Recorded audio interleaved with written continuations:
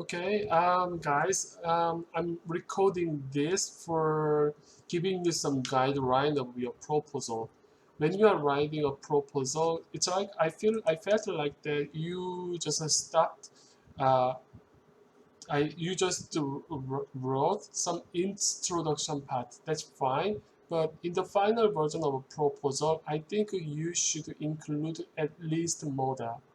I mean, your model may not be very specific or very um, detailed. It should have very details. But um, my point here is that um, at least your proposal should include by model, building model. I mean, in a real paper, um, if you are writing a real paper, you also should include result, right? But in a theory type of paper, result has a little different meaning. If you are doing empirical type of paper, result is showing some kind of empirical result. Empirical result, right? I mean, the result of regression based on some data. But in a theory type of paper, result means kind of providing proposition, a theorem. If you think your idea is very clear and straightforward and very important, that will be theorem. Otherwise, you are going to provide propositions, I mean, something you get from your model. Otherwise, when something is necessary, but I mean the content itself, if the content or maybe the result is not so important, it should be lemma. So, I mean, you don't need to do this and you don't need to do this when you're writing this kind of proposal. But if you are writing real paper, I mean, if you started from building up the model based on the some theory, here we are using game theory, but anyway, then it should include the theorem, propositions, and lemma, and so on, and then result. But again, here, um, what you required to do is to make a model. Because we are making a model based on game theory, I mean, you should decide whether you are going to consider dynamics between players. It means, I mean, the timing are different, information they have is different between players and so on. So you need to be sure about players and strategies and payoff are important. Okay, that is the main thing.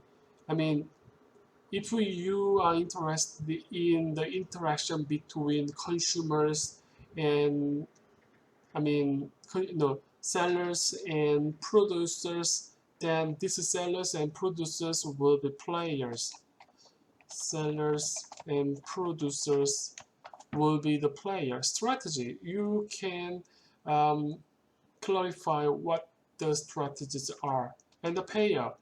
For example, if you are writing a normal form game with several strategies, for example, you can make those kind of table. Maybe player 1 and player 2, and I recommend you to fill in these cells. For example, if player 1 is to choose to do something, um, for example, if I'm using a little bit about Urin's idea, then maybe first player is producer and the second player is seller. I mean, in my class, I didn't distinguish those two, but in real, they are not the same person. So producers can choose to use e-commerce, commerce, and maybe producer can choose a traditional way of trading, traditional way of trading, or maybe uh, sell all the rices or some crops to the middleman.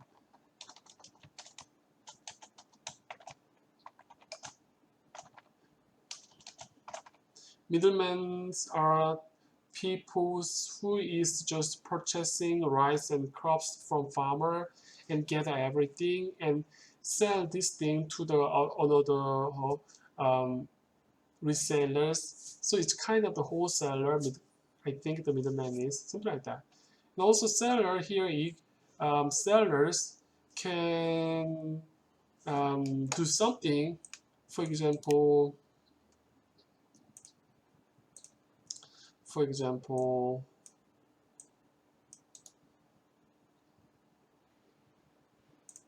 maybe this seller help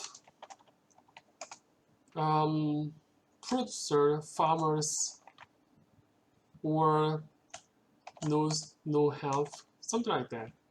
Helps means, I mean, this e-commerce, this seller try to have farmers, and by doing that can expect get some good reputation from the people, something like that. I don't know, but in that case, well, you should figure out what's the outcomes. For example, I mean, because here are two players, producers and sellers, what's the outcome per producers? Well, I mean, because they are using e-commerce, which means they don't use some kind of middleman, so that they will have some chance to expand their consumers a lot more than they expect. Maybe producers benefit will be expand consumers well, but this will be benefit, but also there are some costs, like they need to pay fee. Okay, this will be cost, and also they need to put some effort to use this e-commerce, because this is something very new way of selling compared to the traditional way of selling, or maybe they are using middleman, so that these are a little bit different. So that, I mean, for sellers, no, producers would need to pay some effort. That will be cost. Think about sellers. Sellers also need to think about various types of things. So sellers, I mean, benefit could be, for example, good reputation, because it's like they are helping poor. But the bad thing is that they actually lower the fee for the poor farmers. So, I mean, it will decrease their profit.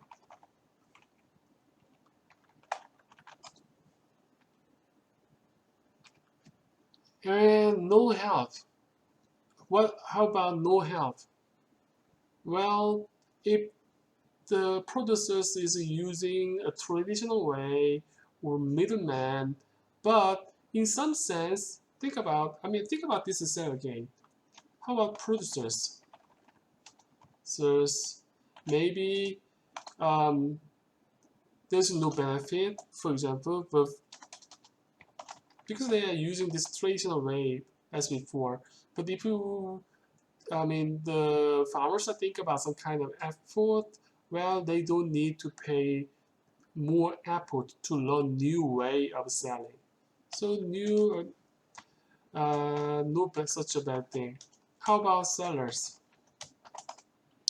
Well, in some sense, they may get some good reputation as well.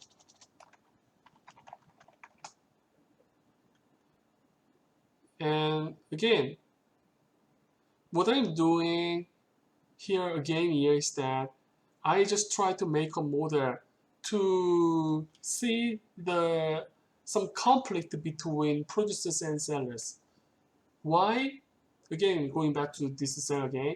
Why sellers can get a good reputation? Because they try to help poors. But the poors, I mean, maybe if the producers are farmers, these poor farmers um, didn't want to.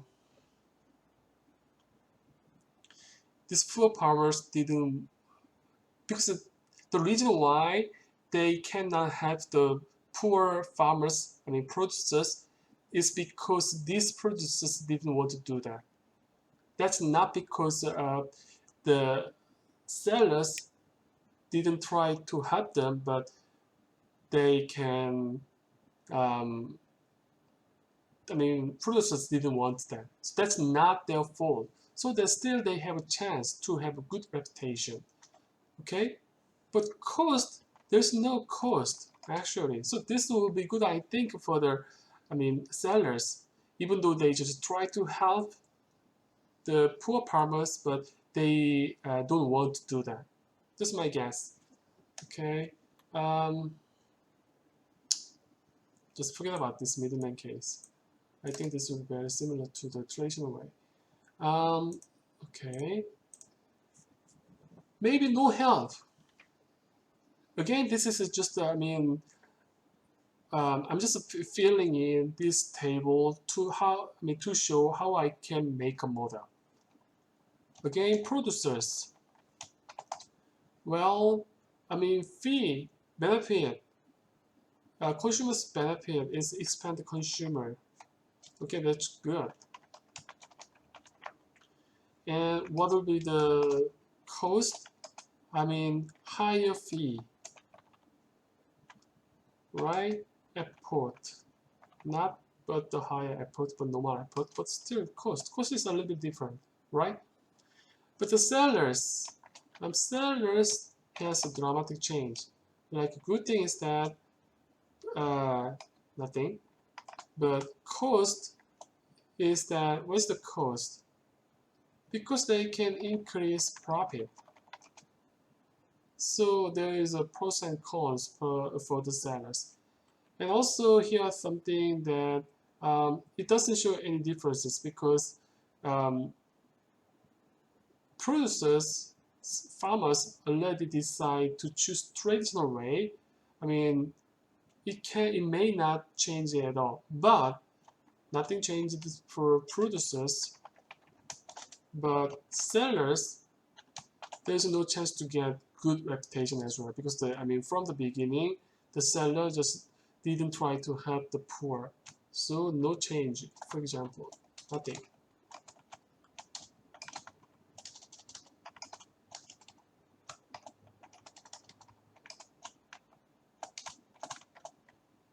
Anyway, this is one way. Maybe you can also choose to this idea as an expanded phone game. For example,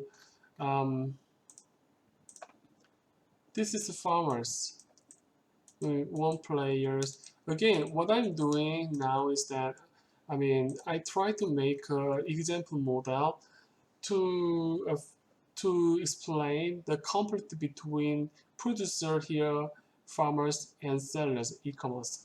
So it's like they have some kind of conflict depending on what they are doing.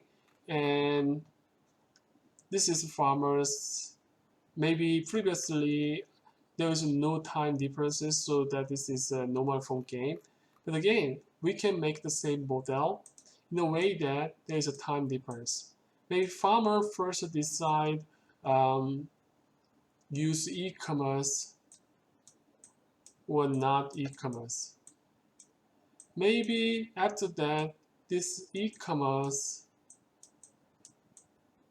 would decide to help farmers, such as lowering fee, or not help, right? Once the farmer decides not to participate in this e-commerce, what kind of thing this e-commerce is doing may not influence on the farmers. Anyway, or maybe you can make this model totally in a different way. Maybe e-commerce first decide to provide some kind of helping services for the farmers, or doing does not make that kind of program. After looking at the farmers, what the e-commerce was doing, then the farmers will decide maybe use e-commerce or not, or e-commerce or not, something like that. Which one will you choose? Well, it depends on what do you want to see. Maybe timing is an important issue. Who is going to decide first?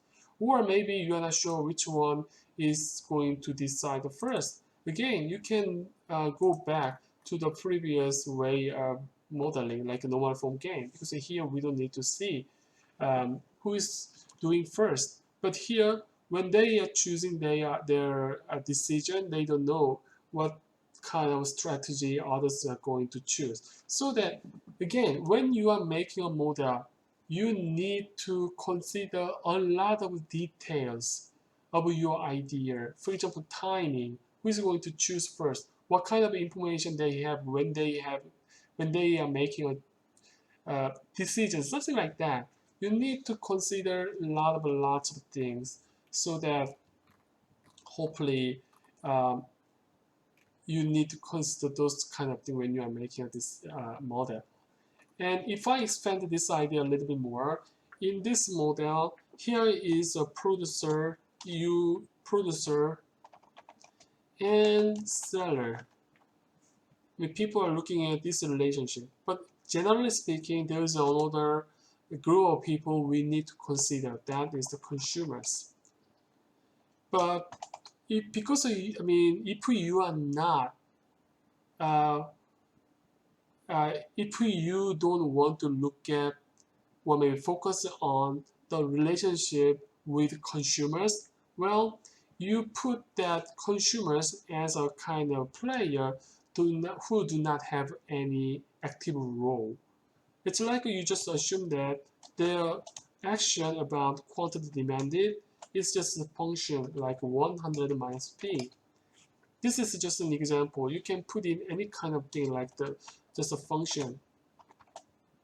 My point is that, I mean, even though you are looking at these two people's relationship, also it is very helpful to put in other player, which is very important to explain this conflict. If you just assume that they make a behavior just following these rules, then even though you are thinking about consumers' behavior, but you don't need to put that consumer into the model. If you put in the consumers in the model, it makes the model very difficult and complicated. But even though you are thinking about them, because you assume these things, you don't need to care about that. I mean, their behavior is just generally uh, explained by this uh, equation. Anyway, here, I mean, if you've done this part, what's next is kind of try to put in some kind of numbers. These are okay, but these are something not comparable. Which one is better between those two? You need to put in some numbers. For example, if possible, maybe you can put in some kind of profit as a uh, which is estimated by dollars or maybe yuan and so on. So that if you done by this, what's next is to make a kind of things. You put in some numbers here. With do that, with doing that, we can compare that outcomes. Then we can find the result.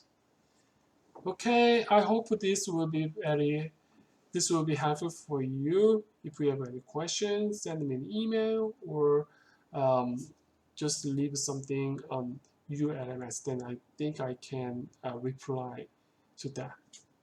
Okay, I'm stopping here.